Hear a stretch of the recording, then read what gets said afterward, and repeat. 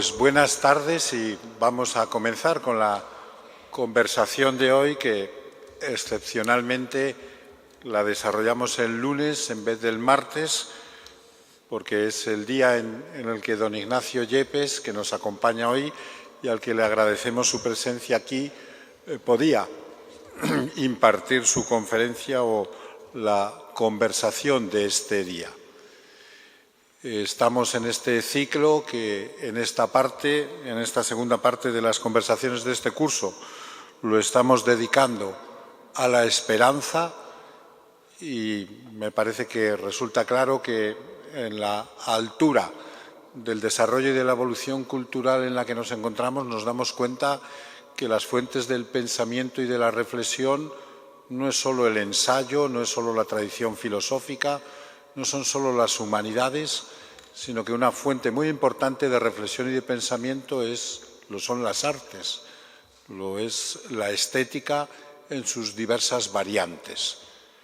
Por eso hablar de esperanza podríamos hablarla en relación con la pintura, en relación con la arquitectura, pero de una manera muy importantísima en relación con la música, aunque solamente sea por el uso diario, en donde en determinados momentos, esto en el mundo juvenil está clarísimo, una fuente de estimulación primaria y muy usual, al menos en el ambiente juvenil, es la música.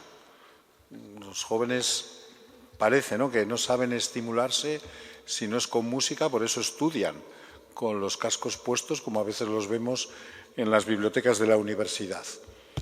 Bueno, pues para hablar, ¿no?, de música y esperanza tenemos entre nosotros a un especialista en música y espiritualidad, no solo desde el punto de vista de la investigación, sino, como voy a señalar ahora en el currículum, desde el punto de vista también de la práctica. Bien, pues nos sentimos realmente, Ignacio, muy honrados con tu presencia aquí en esta tarde.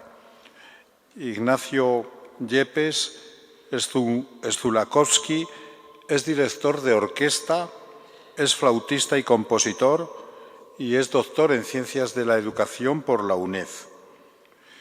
Inicialmente, y podemos ver ya sus capacidades, se licenció en Matemáticas y en Astronomía por la Universidad Complutense de Madrid, pero posteriormente completó sus estudios superiores de música en flauta travesera, en flauta de pico, en violín, en piano, en dirección de orquesta y en composición, tanto en distintos centros de aquí, de España, como en Francia, en Italia y en Estados Unidos. Actualmente es director y fundador de la Orquesta Camerata del Arte y de la agrupación coral Koiné Ensemble y director musical del Grupo Internacional Donneurs Ensemble.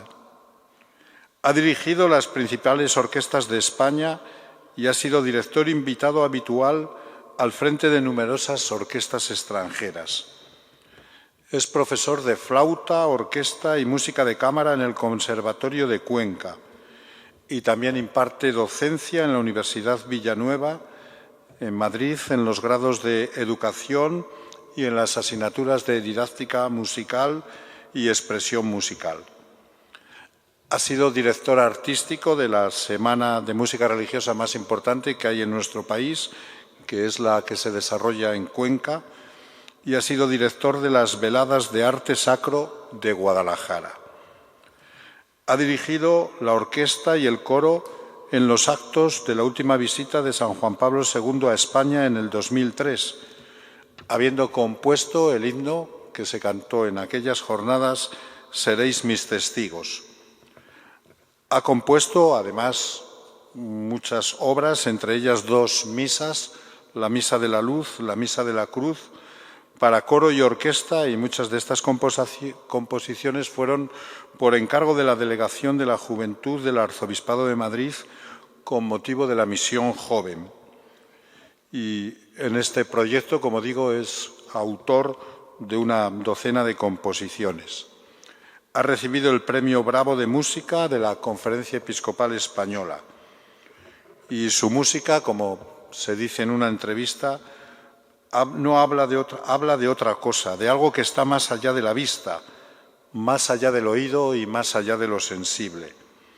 Quizá por ello se lanzó a crear la Fundación Vía del Arte y con ella el Observatorio de lo Invisible, una escuela de arte y espiritualidad donde imparte el taller de música El sonido del silencio. Y también es importante en su biografía, pero lo decimos en último lugar para que veáis pues su enorme currículum. Es hijo también del guitarrista Narciso Yepes. Pues muchísimas gracias, don Ignacio. Es un honor que estés aquí en esta tarde con nosotros. Muchísimas gracias, Ricardo. Qué emocionante la presentación. Parece que he hecho algo en la vida y en realidad no me queda por hacer ni nada, madre mía.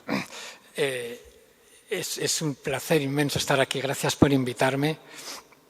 Has acabado diciendo que soy hijo de mi padre y justo el prior hace un momento me estaba recordando, junto con otros amigos, que un concierto de mi padre aquí, justo en la iglesia del convento de San Esteban, por los años 70. Pues es bonito recordarlo. Yo al pasar ahora por la iglesia decía, pues este es un lugar para hacer música, es un lugar para dar gracias a Dios con la música. Bueno, hoy nos convoca la esperanza unida a la música. A ver cómo consigo yo que se den la mano estos dos conceptos.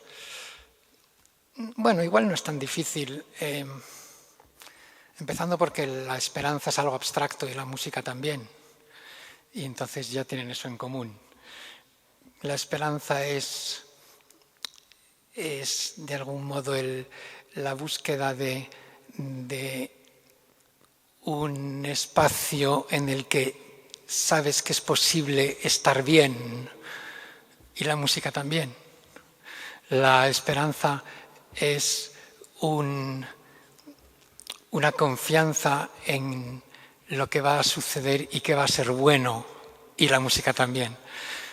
Porque la música expresa inmediatamente, en cuanto uno la escucha, lo que uno desea que suceda. Con la música se puede decir todo. La música es un lenguaje. Como todo el lenguaje, tiene sus reglas, pero con ella se puede decir todo. Podemos describir cosas, podemos describir objetos, podemos describir pensamientos, podemos describir acciones, podemos describir sentimientos. Y también podemos expresar la fe. Y también podemos expresar la esperanza, que es la que nos cita hoy aquí. Y me vais a permitir que en algún momento puntúe estas palabras que hago con vosotros con algunas frases de la encíclica de Benedicto XVI, la Spe Salvi. Y sin más, quisiera deciros cómo nos invita esa encíclica a decirnos: la oración es la escuela de la esperanza. Entonces, empezando con la idea de que lo primero que tenemos que hacer para acercarnos a la esperanza es la oración, pues os propongo, sin más, empezar este encuentro con vosotros con una oración. Y esa oración será un Ave María. Y os voy a poner... Me hace ilusión, me gusta que la Virgen pueda como bendecir este rato con vosotros. Y os voy a poner un Ave María que compuse para mi hija cuando hizo su primera comunión. Y con eso empezamos.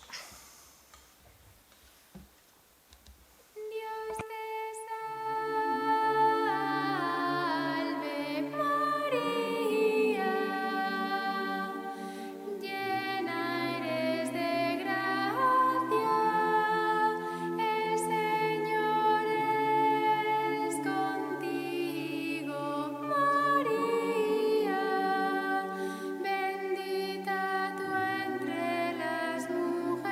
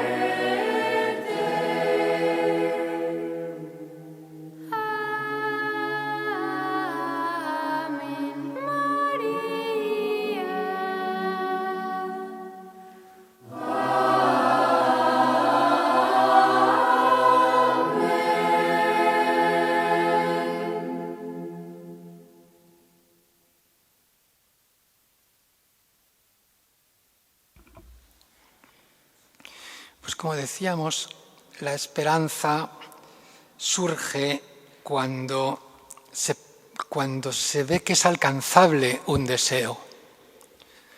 Para el cristiano tiene una connotación especial, y es que ese deseo es el deseo de los bienes que Dios nos tiene prometidos.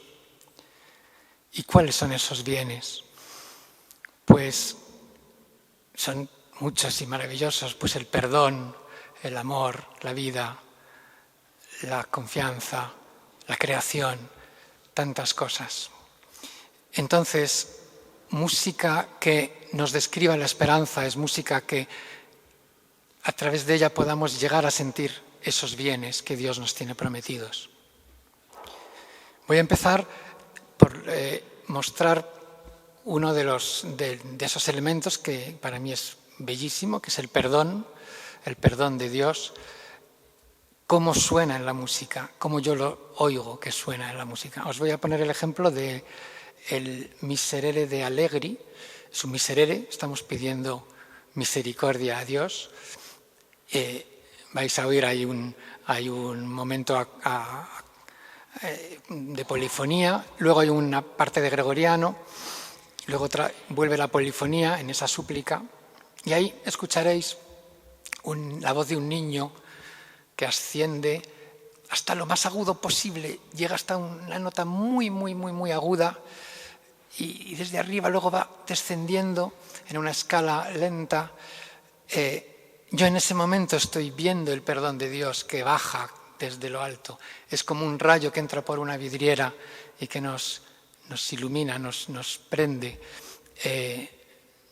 Bueno, os invito a sentir eso mismo, porque es una música que lo dice todo con esas notas en la voz de un niño.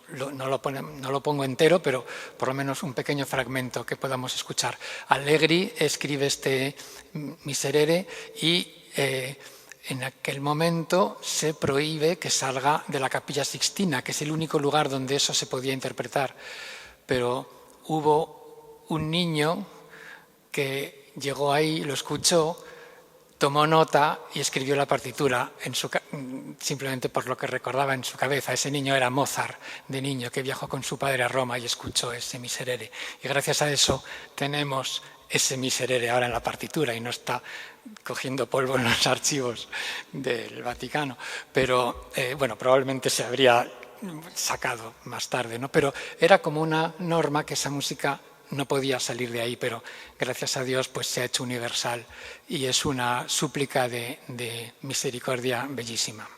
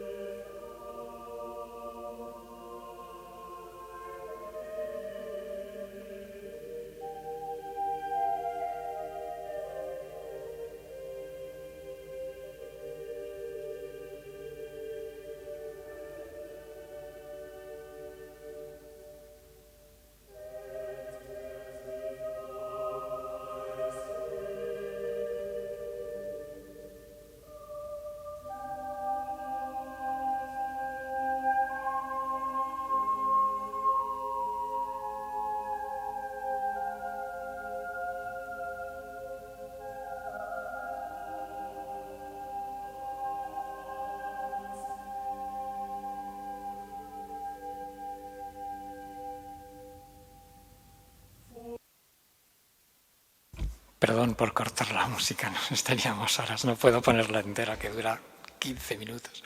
Pero bueno, os hacéis idea de esa voz que trepa hasta lo más alto para pedir perdón y recibir el perdón.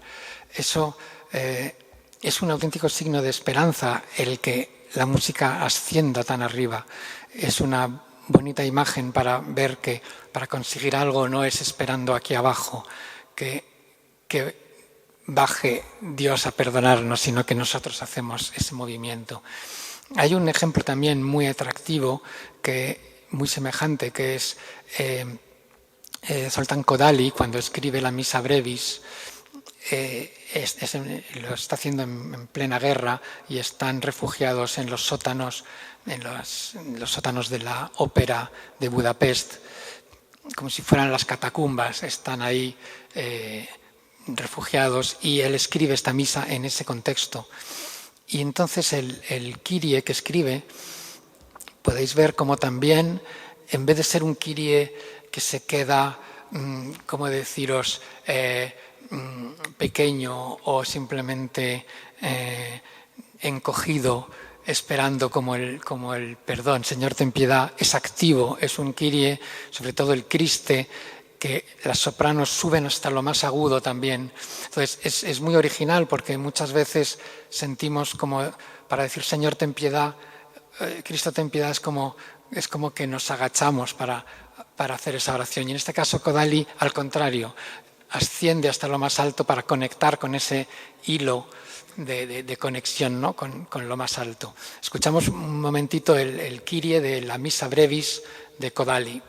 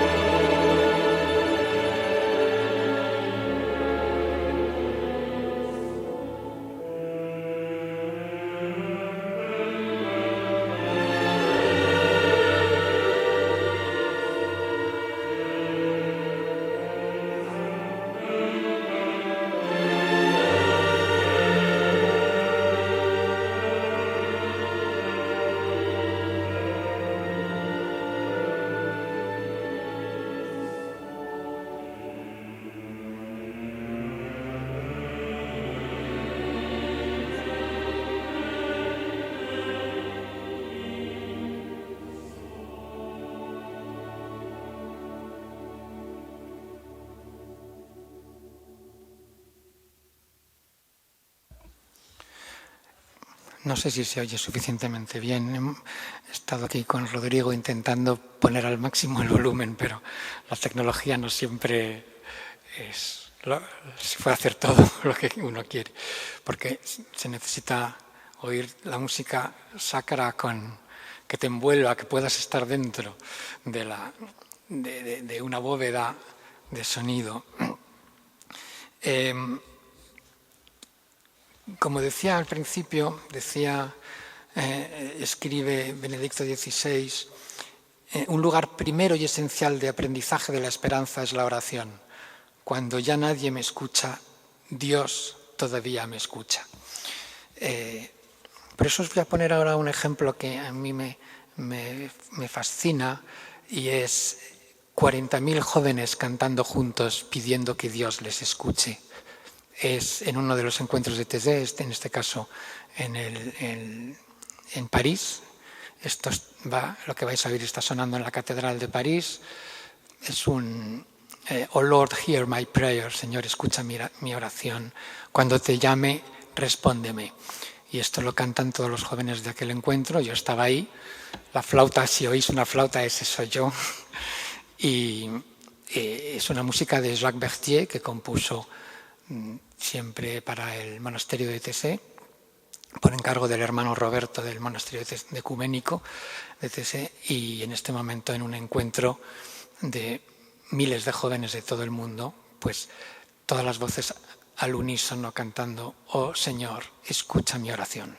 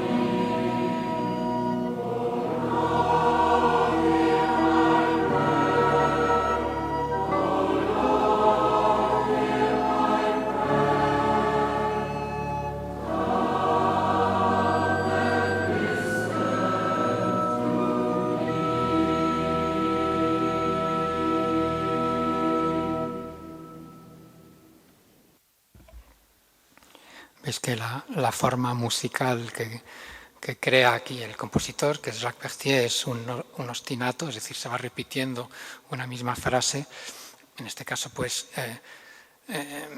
ilustrada con distintos instrumentos según cada momento. Pero la idea de la repetición me parece importante. De alguna manera, la esperanza es lo contrario del aburrimiento. Es como que hay que repetir porque se tiene esperanza, porque creemos que eso conduce a algún sitio. No es por rutina, no es por quedarnos en el mismo sitio, sino porque creemos que diciéndolo muchas veces lo vamos haciendo nuestro, podemos ir cambiando de actitud cada vez en la escucha. De modo que es como una espera renovada cada vez, ¿no? en cada vez que se vuelve a repetir la frase. Con ese mismo texto, Señor, escucha mi oración, escribe Parcel, en pleno barroco, escribe un motete a 8 voces que normalmente se suele incluir dentro de los funerales de la Reina María, que probablemente tendréis en la cabeza. Pero este es un motete independiente, aunque se suele incluir ahí. Y lo vamos a escuchar y fijaros cómo él, para expresar la idea de la esperanza, utiliza un recurso musical muy acertado, que es un enorme crescendo. Bueno, hace dos recursos. Uno, dinámico, que consiste en que cada vez va a sonar más fuerte y entonces eso nos lleva a un estado de mayor plenitud, y también cada vez más agudo, es decir, empezando más grave, va ascendiendo, que como decía antes también es un signo como de ir alcanzando una meta más elevada, más alta. Y combinando las dos cosas y con un coro a 8 voces, iréis viendo cómo se va llenando la armonía de esa plegaria que es Señor, escucha mi oración.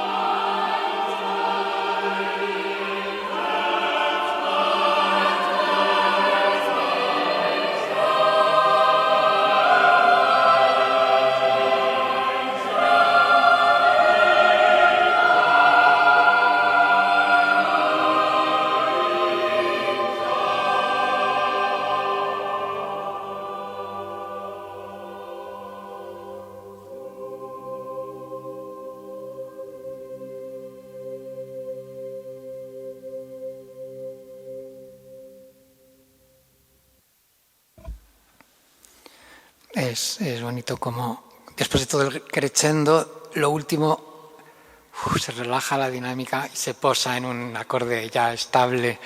Es como que ya afirmativo. Hasta ese momento todo es todavía interrogativo, ¿no? Y de pronto el último acorde ya nos serena y nos confirma que Dios nos escucha, ¿no?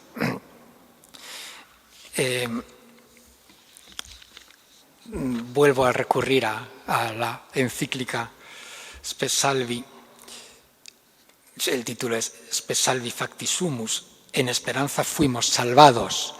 Entonces quiero partir de ahí porque dice Benedicto XVI, según la fe cristiana se nos ofrece la salvación en el sentido de que se nos ha dado la esperanza. Simplemente porque hay esperanza somos redimidos por ella. Es decir, establece una conexión inmediata entre esperanza y redención. Eso me permite proponeros ahora una música de esperanza a través de la idea de la redención. Hay un poema sinfónico de César Franck que se llama así, Redención. Podéis buscarlo en internet, donde queráis. No es una obra muy conocida, pero de hecho es un pequeñísimo resumen de lo que luego va a ser su sinfonía. También está en re menor, está en la misma tonalidad, pero es una especie como de compendio de lo que luego va a ser la sinfonía en re menor de César Franck. Por cierto, me da mucha esperanza porque César Franck empieza a componer a los 60 años, entonces yo todavía tengo posibilidades. Y es uno de los más grandes compositores. Y este poema sinfónico él mismo describe en la partitura cómo pues, representa el momento de la resurrección y de cómo la palabra de Cristo nos salva. Veréis que hay un momento todavía un poco flotante, que no se sabe qué está pasando. Hay un violín que hace unos arpegios, vale, muy bien. Y de pronto es como... él lo describe como el momento de la resurrección, de la redención, mejor. Y es la cuerda de repente empieza una especie de acción fuerte en la cuerda. Y los trombones, que los trombones siempre en la historia de la música han representado la muerte, y de pronto aquí los rescata César Franck para pasar de la muerte a la vida a través de ese timbre que es el trombón. Entonces los trombones hacen como la fuerza de ese momento. Escuchamos brevemente algunos compases de este momento del poema sinfónico Redención de César Franck.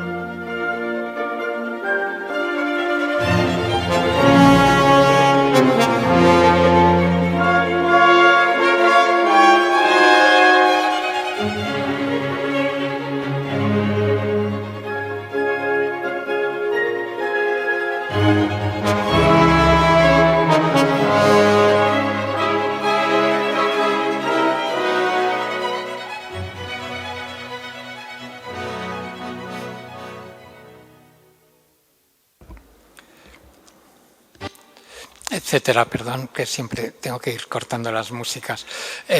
Como veis, se puede también hacer música sacra, música religiosa, sin que haya letra de por medio, sin que haya canto, simplemente instrumental. Eso es muy interesante porque eso también nos permite que muchas músicas nos sirven para rezar, aunque no tengan un texto concreto. Todo depende de la intención que nosotros queramos ponerle. Muchas veces se ha conseguido hacer religiosa una música y a lo mejor ni siquiera su origen era religioso. El ejemplo más fuerte es el del Ave María de Schubert, que si hay una obra que todo el mundo nombraría la primera, si le dicen, dime una obra, pues Ave María, y todo el mundo te canta la Ave María de Schubert, pues es un lied que escribe Schubert con otra letra que tiene que ver más bien con una doncella. Pero ¿qué pasa? Pues que se ha transmutado en música religiosa, y lo es, y nos sirve para rezar, pues ¿por qué no? Es decir, que tenemos que tener la capacidad de convertir el arte en lo que necesitemos para que sea un instrumento en nuestra relación con Dios. Si eso nos sirve, bendito sea Dios. Muchas veces pasa lo contrario, una música escrita sobre un texto litúrgico perfecto y resulta que musicalmente no tiene ningún valor espiritual, no es nada, es como si fuera una canción de cualquier estilo, no tiene a lo mejor hondura que te permitiría con esa música entrar en un estado como de paz, de oración, de recogimiento, y sin embargo oficialmente es música sacra. Es decir, que tenemos que tener la mente muy abierta en este sentido, yo os lo propongo, y utilizar la música que sea, porque toda música es espiritual, y si es una música que sirve para dar gracias a Dios, para estar en contacto con Él, para dar gracias o pedir perdón, o cualquier situación en la que nos sentimos bien en nuestra relación con lo trascendente, pues ¿por qué no? Otro ejemplo también de música sinfónica, no coral, que es exactamente el mismo mensaje que expresa César Franck, es la Gran Pascua Rusa de Rimsky-Korsakov. Os voy a poner un fragmento aquí. Lo que utiliza Rimsky-Korsakov como elemento de ese cambio de rasante de cuando ya es el momento de la Pascua es el ritmo, es el pam pam pam pam pam pam pam pam pam. De repente de una música que no tiene ritmo, que es como una cadencia que hace también un violín, de repente el ritmo es el que nos sitúa en que está sucediendo algo, que es la resurrección.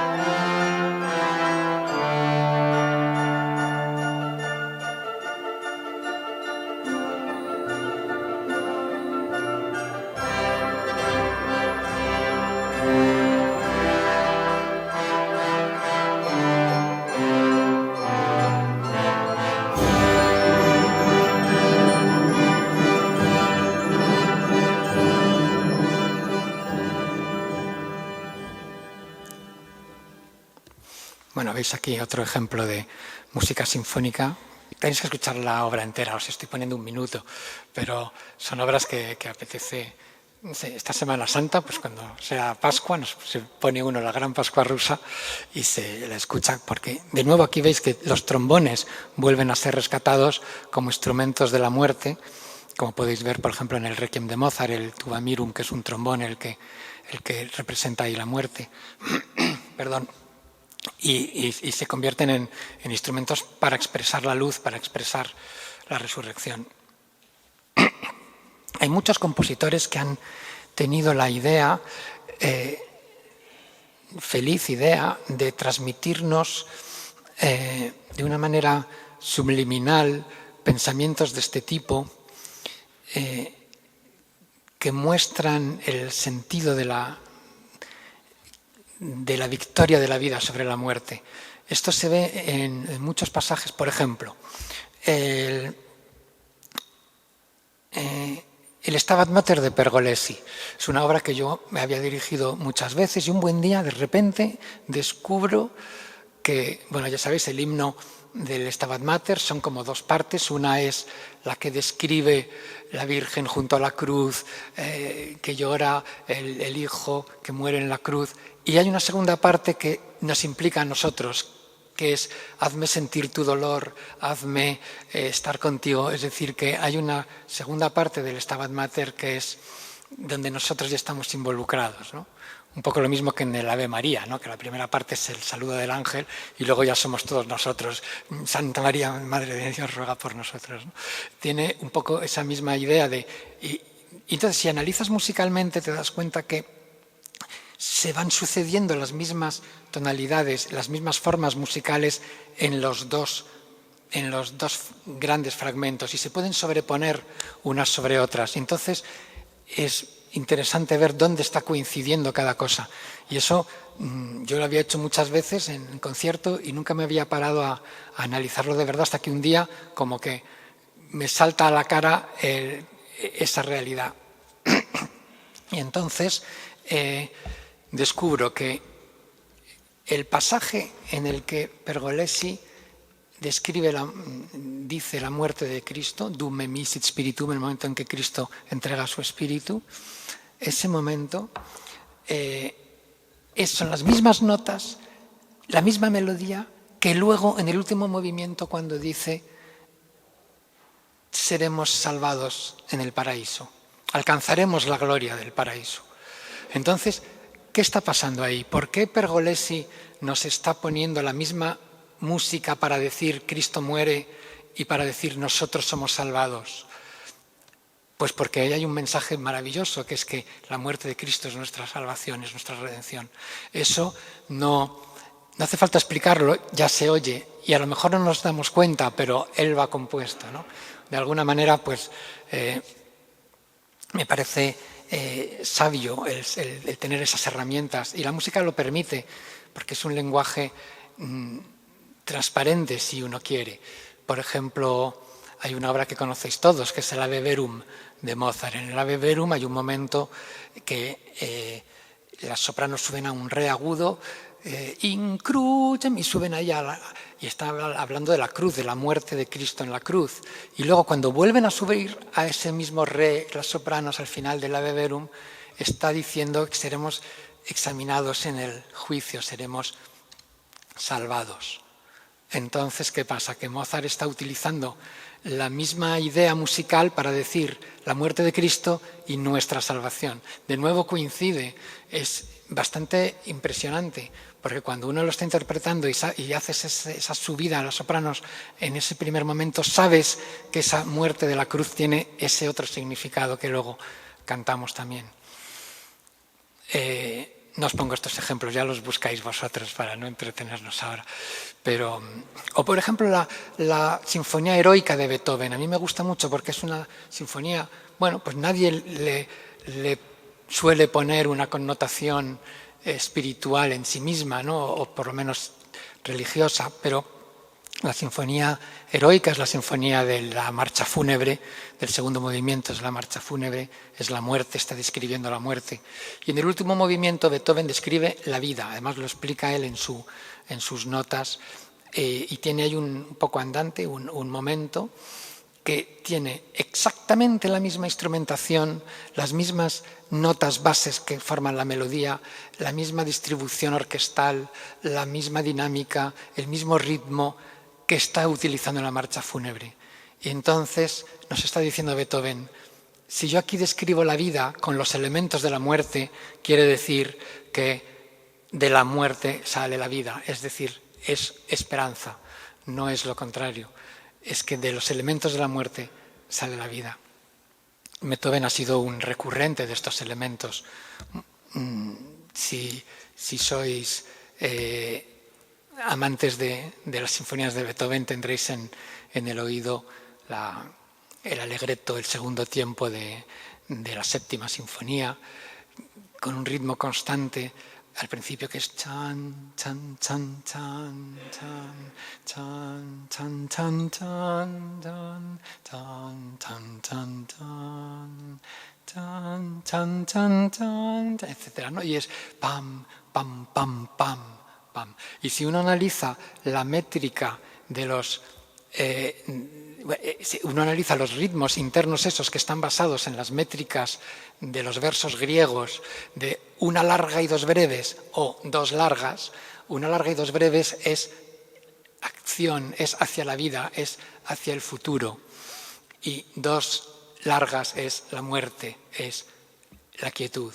Entonces Beethoven está constantemente jugando con vida, muerte, vida, muerte. Entonces interpretar eso es impresionante porque estás fluctuando entre dos expresiones a un compás de diferencia que bueno, no hace falta a lo mejor explicarlo a los músicos. Yo les suelo decir que hagan vibrato en el compás de la vida y que no hagan vibrato en el compás de la muerte. Y al final suele dar un poco esa sensación. Pero son ideas sutiles que están en el fondo de los pentagramas y que a veces pues con un poquito de iluminación o de inspiración se pueden descubrir. No sé cuánto tiempo tengo, igual tengo que ir acabando, pero bueno, una de las maravillas también que nos hace tener esperanza es contemplar la creación. No quiero dejar de poner un ejemplo de cómo ver la creación a través de la música. Os voy a poner un ejemplo de la creación de Haydn, el momento en el que sale el sol por primera vez. Imaginaos un mundo en el que no ha salido nunca el sol y es la primera vez que sale el sol. Entonces, ¿cómo lo describe Haydn? Desde luego con un crescendo también, pero con una explosión de luz que yo creo que es el mejor ejemplo de música que expresa esperanza. El momento de la salida del sol, la primera salida del sol, la creación de Haydn.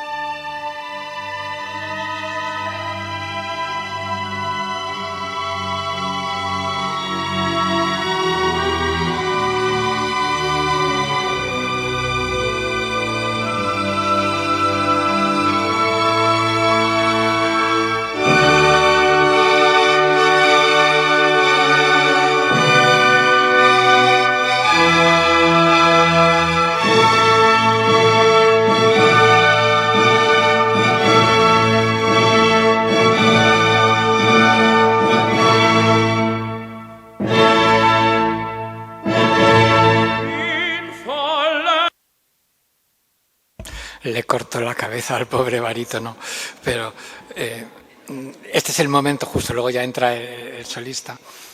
Podéis poneros cualquier momento de la creación de Haydn y vais a disfrutar mucho si os acercáis exactamente a qué está pasando, el momento en el que bueno, como describe todos los animales, las ballenas con los contrabajos, las águilas con las flautas tocando arriba, en fin, pero sobre todo el momento de Adán y Eva paseando por el paraíso y haciendo una acción de gracias a Dios por todo lo que contemplan. Bueno, que es muy bonito ese momento porque no ha habido un dúo todavía en todo el oratorio hasta el momento en el que ya están creados el hombre y la mujer, entonces es la primera vez que hay un dúo. Hasta ese momento no había opción de dúo. Y entonces hay un dúo muy hermoso en donde de pronto se oye de fondo como un coro que les acompaña. Y ahí estamos todos nosotros. O sea, a mí me gusta sentir en ese momento que cantan Adán y Eva, están cantando, dan gracias a Dios, pero de pronto está toda la humanidad abrazando esa escena y estamos todos dando gracias a Dios por la creación. Creo que tenemos tiempo y lo escuchamos.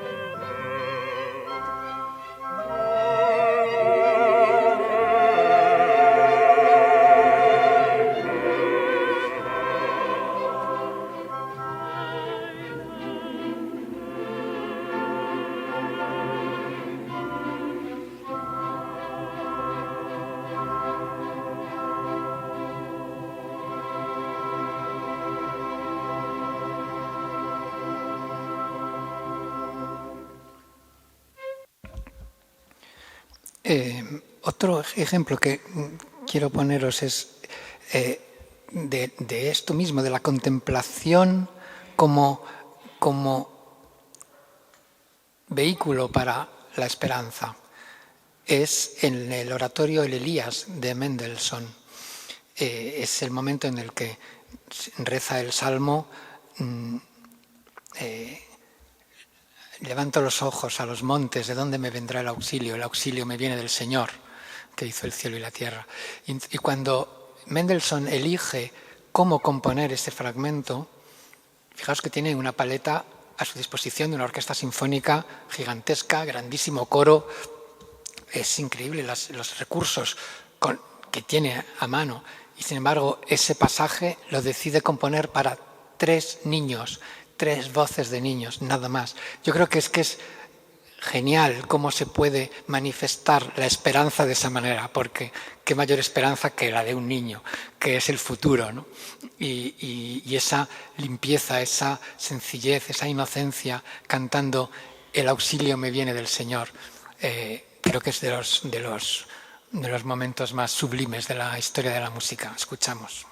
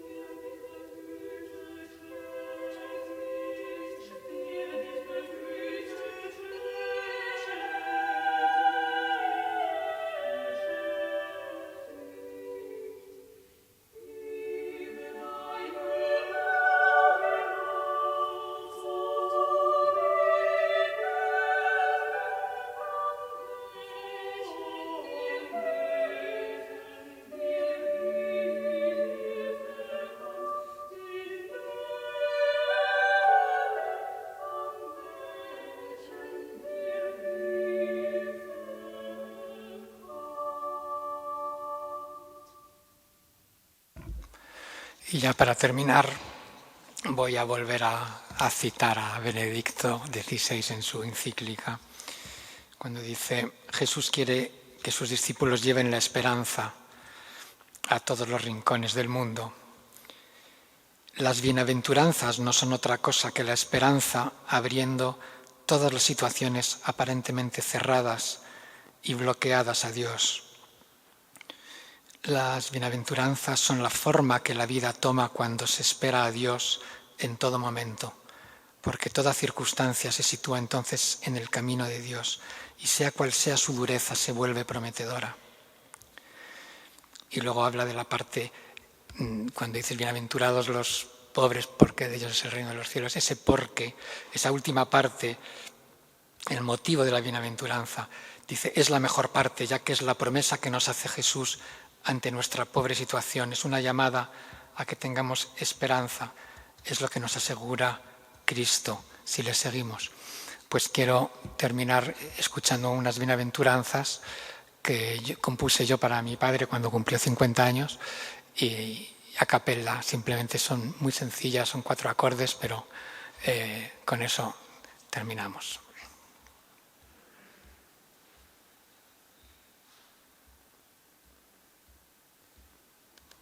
Bienaventurados los pobres, porque de ellos es el reino de los cielos.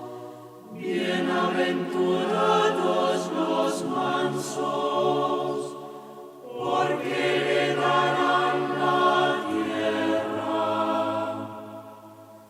Bienaventurados los que lloran,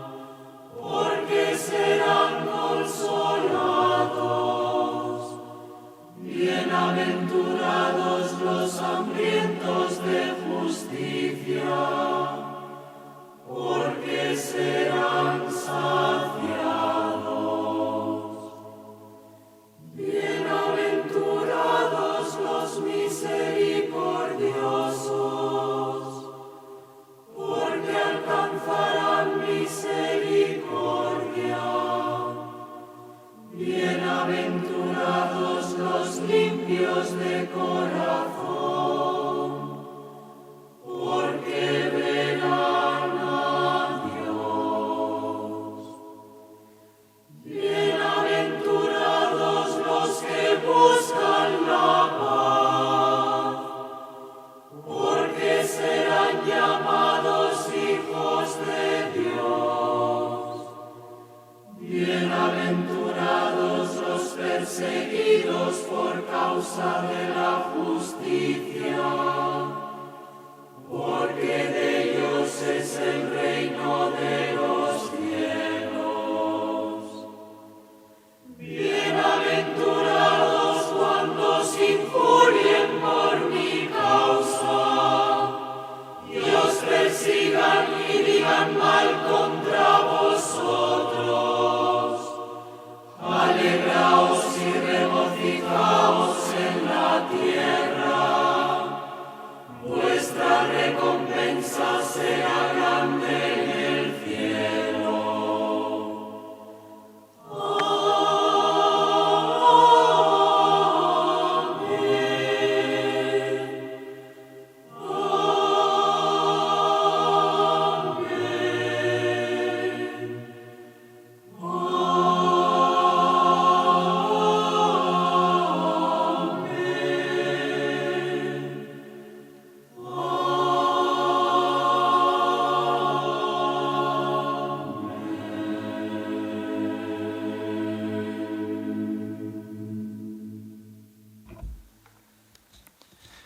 La música cuenta la verdad de lo que nos pasa por dentro. Por eso nos hace entrar en nosotros, nos hace meditar, rezar, dar gracias, tener esperanza. La música sacra siempre es transparente en el corazón. Muchas gracias.